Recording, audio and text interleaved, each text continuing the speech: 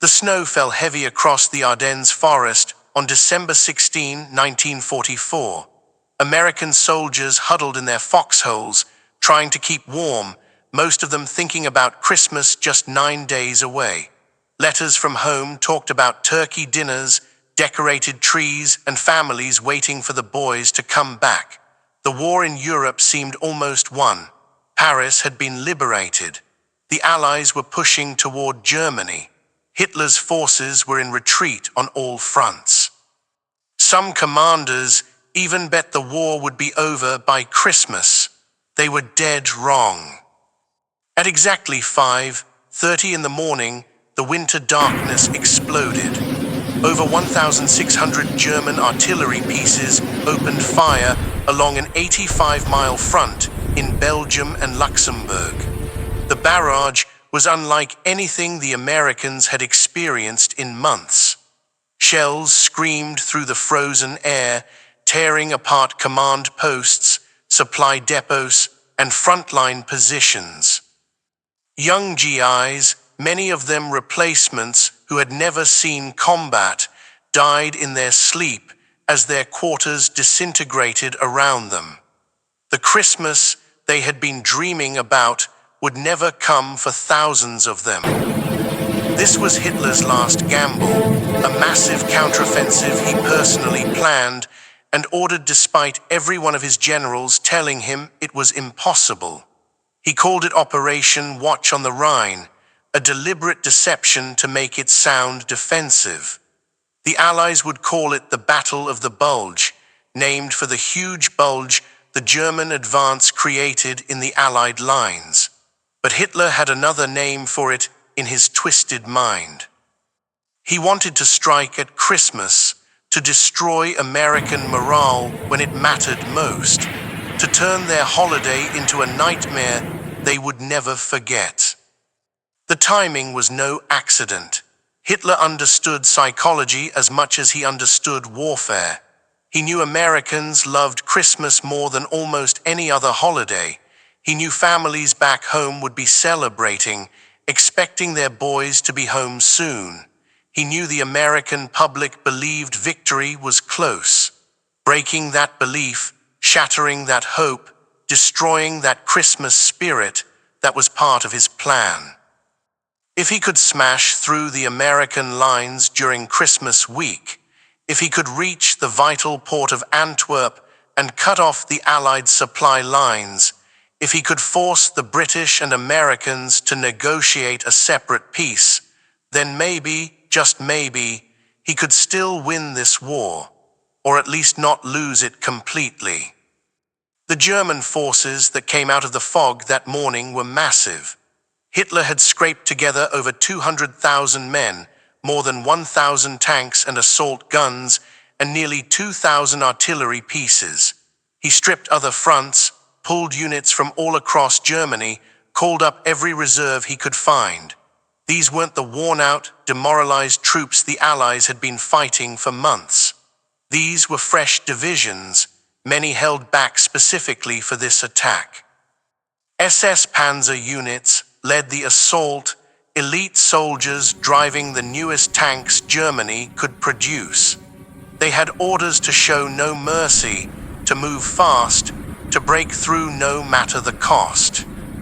The Americans they hit were completely unprepared.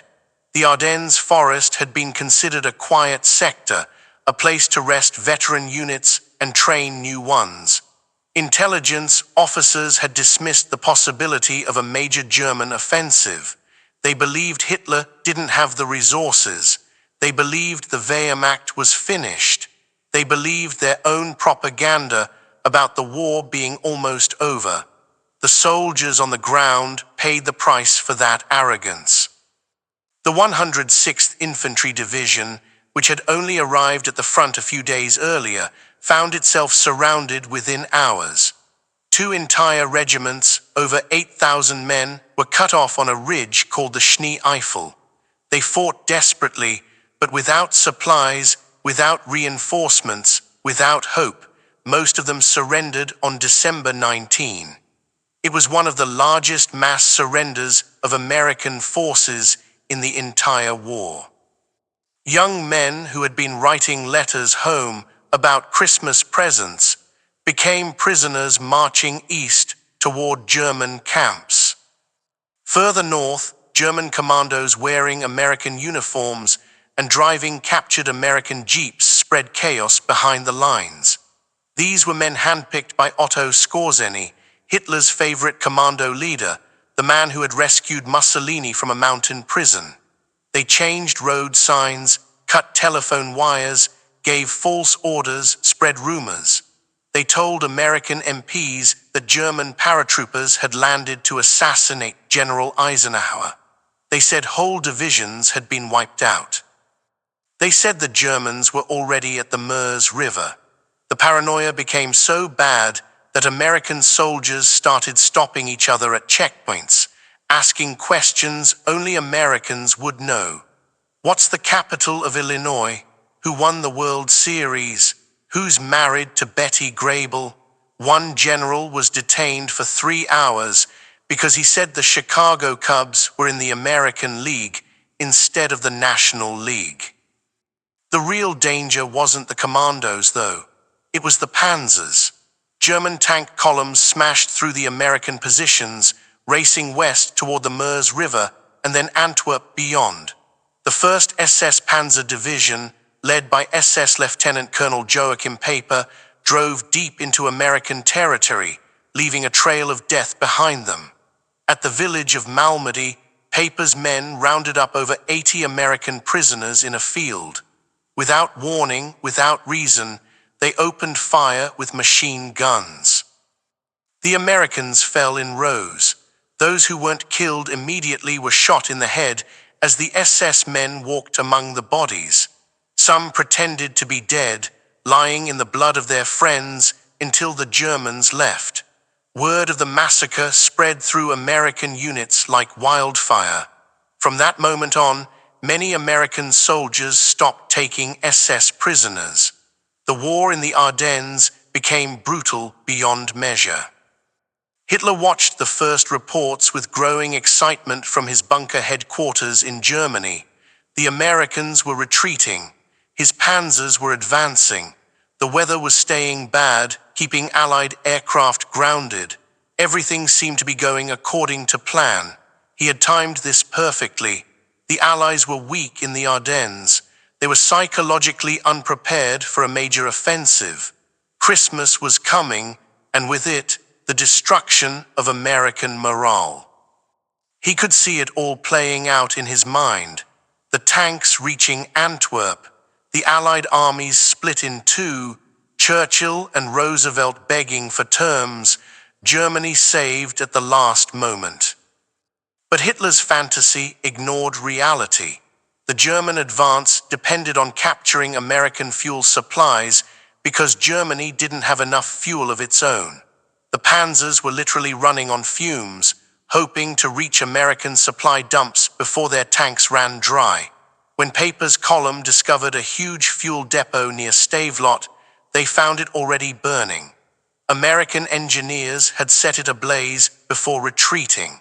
Millions of gallons of fuel went up in smoke. The same thing happened at depot after depot. The Americans destroyed what they couldn't defend. The German tanks slowed, then stopped, then had to be abandoned. The weather Hitler counted on to keep Allied planes grounded started clearing on December 23. Suddenly, the sky filled with American fighters and bombers. They caught German columns on narrow forest roads with nowhere to hide. They dropped bombs on tank formations. They strafed infantry units. They destroyed supply trucks. The Luftwaffe tried to fight back, but Germany's air force was a shadow of what it once had been. The Americans owned the sky, and they used that ownership to devastating effect.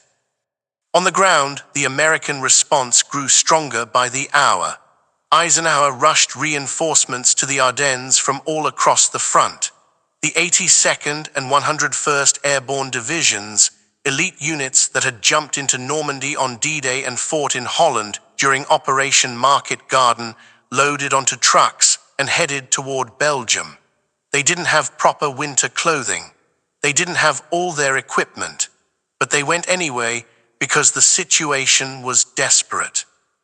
The 101st Airborne reached the critical road junction of Bastogne just hours before German forces surrounded it. The town sat at the center of a network of roads that the Germans absolutely needed to continue their advance west. If the Americans held Bastogne, the German offensive would be strangled. If the Germans took it, they could keep driving toward the Meuse. Brigadier General Anthony McAuliffe took command of the defense. He had about 18,000 men from various units, some airborne, some armored, some just stragglers from broken formations. They dug in around the town and waited. The Germans surrounded Bastogne by December 21. They demanded surrender. The message was formal, talking about avoiding unnecessary bloodshed, about the futility of continued resistance. McAuliffe read it, thought for a moment, and then gave one of the most famous responses in American military history. He wrote one word on a piece of paper: nuts. His staff officers had to explain to the confused German officers what it meant. It meant no. It meant go to hell.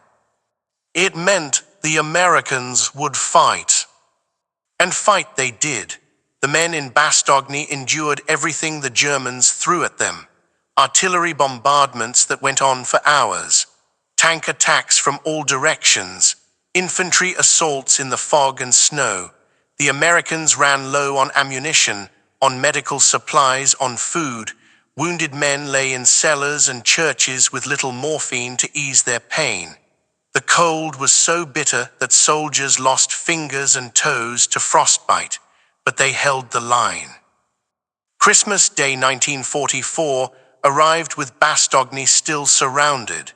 Back in the United States, families gathered around radios listening to news reports about the desperate battle in Belgium. The cheerful holiday mood had evaporated. Mothers and fathers stared at their Christmas trees, wondering if their sons were alive. Churches filled with people praying for the boys trapped in the snow.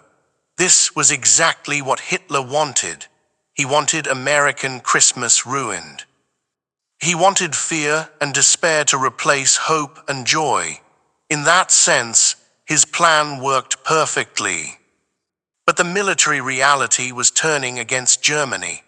General George Patton, commanding the Third Army to the south, pulled off what many considered impossible.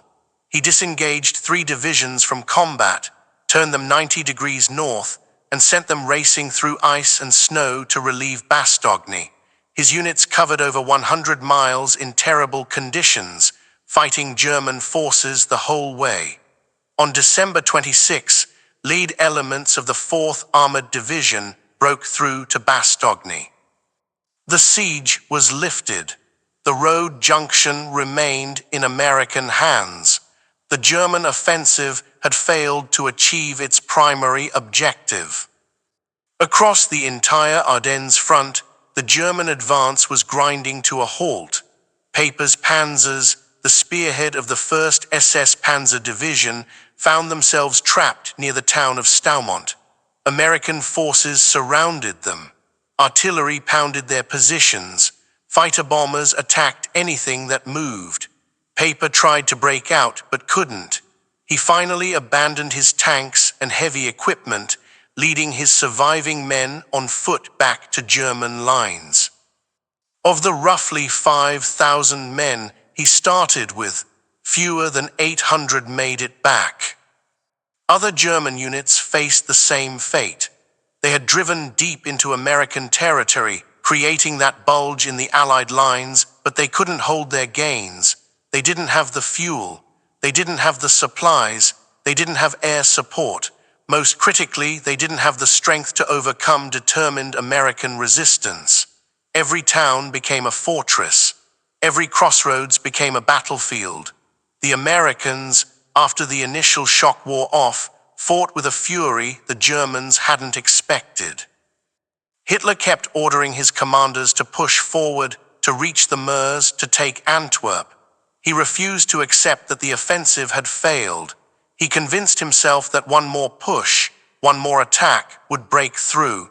His generals knew better, but didn't dare tell him the truth. German casualties mounted into the tens of thousands.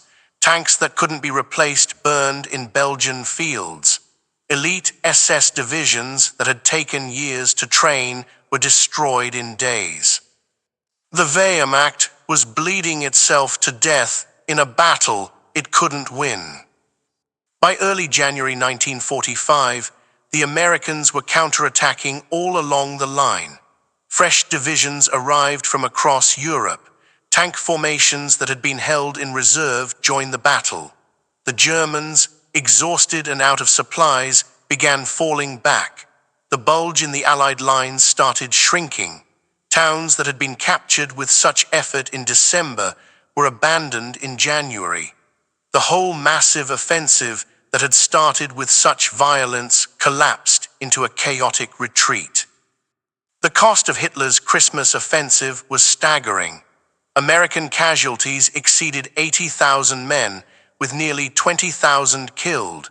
That made it the bloodiest single battle American forces fought in World War II. Entire units were destroyed. Regiments that had proud histories ceased to exist. The 106th Infantry Division lost over two-thirds of its strength. Other divisions weren't much better off. The wounded filled every hospital in Belgium and France. Grave registration units worked through the winter burying frozen bodies.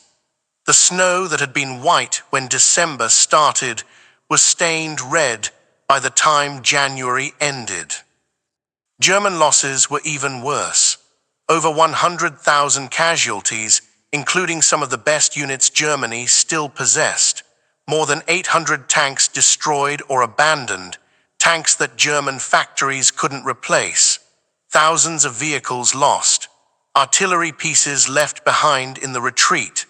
Most devastating of all, the offensive consumed fuel and ammunition reserves that Germany desperately needed for defending the Reich itself. Hitler had gambled everything on a Christmas surprise that would change the war. Instead, he guaranteed Germany's defeat would come faster. The psychological impact on Americans, both soldiers and civilians, was profound. The easy optimism of November vanished. Everyone realized the war wasn't almost over. The Germans could still fight, could still launch devastating attacks, could still kill thousands of Americans. The boys weren't coming home by Christmas 1944. They probably weren't coming home by Christmas 1945. The war would grind on, bloody and brutal, until Germany was completely destroyed. That realization settled over the country like the snow that had fallen on the Ardennes. But there was another realization too. The Americans had been hit by Hitler's best punch and they hadn't broken. They bent, they gave ground, they lost men and equipment, but they didn't shatter. The 101st Airborne held Bastogne against impossible odds. Infantry units surrounded on hilltops fought until relieved. Tank crews stood their ground when panzers outnumbered them. Commanders like Patton showed the flexibility and speed that characterized American military operations. When the crisis came, when Hitler threw everything he had at them during their most cherished holiday, the Americans proved they could take it and fight back harder. Hitler's plan to ruin American Christmas had succeeded in the narrow sense. There was little joy in American homes on December 25, 1944. Families worried about sons and brothers fighting in the snow. Gold Star mothers mourned boys who would never come home. Churches held somber services instead of celebrations. The usual Christmas cheer was muted by the sound of bad news from Belgium. But Hitler failed in the broader sense. He didn't break American will. He didn't force negotiations. He didn't save Germany from defeat. All he did was ensure that when American forces finally crossed the Rhine and entered Germany itself, they would come with a fury born of Bastogne and Malmedy and all the frozen foxholes in the Ardennes. The Battle of the Bulge ended officially on January 25, 1945, when American forces eliminated the last of the Bulge and restored the original front lines. It had taken 40 days of brutal winter combat. The Ardennes Forest, which had been relatively quiet in early December, was now a vast graveyard. Destroyed vehicles littered every road. Shell craters pockmarked every field. Burned-out tanks sat frozen in place. The civilian population, caught between the armies, had suffered terribly. Entire villages had been leveled. Thousands of Belgian civilians had died or been displaced. The cost of Hitler's gamble wasn't measured just in military casualties, but in human misery spread across an entire region. For Germany, the offensive represented the last time the Wehrmacht could launch a major attack in the West. The divisions destroyed in the Ardennes could never be reconstituted.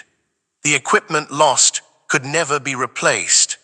The fuel consumed left German forces unable to mount effective defenses when the Allies finally crossed the Rhine in March.